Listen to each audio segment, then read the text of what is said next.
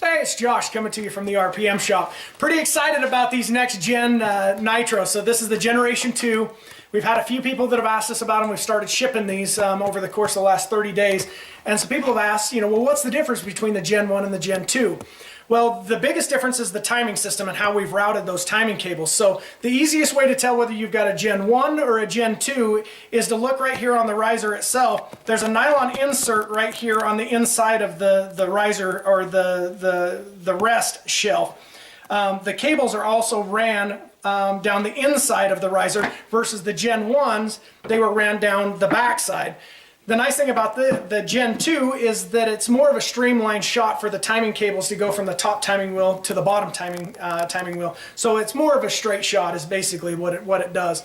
Another thing that we've done in conjunction with rerouting the timing cables, we came up with a different timing system from the perspective that the bottom wheel stayed the same. So the tensioners, everything down here on the bottom is identical Gen 1 to Gen 2. Where it really gets different is the top timing wheel. What we did was we made a split timing cable. So this timing cable, unlike the Gen 1, that was one continuous piece, so there was a crimp down at the bottom that goes into this timing wheel. This cable was one universal or one solid piece that wrapped up around the timing wheel with the button head screw and a washer, and then wrapped around just like this. That's the Generation 1. The Generation 2, this guy here, has a split timing cable.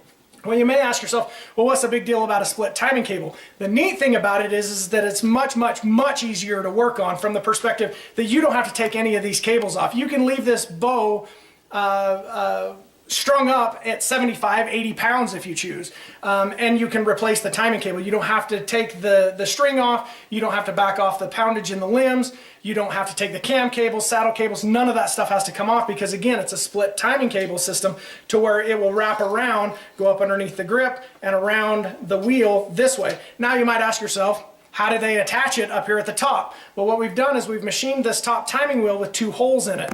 And so you've got two brass crimps at the top of the timing cable, and what happens is you just plug these crimps, just like you do with the cables in the cams.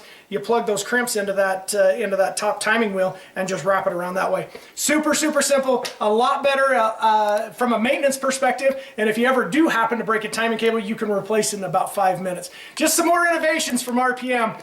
For more questions or any other tutorials, make sure you look us up online, rpmbowfishing.com.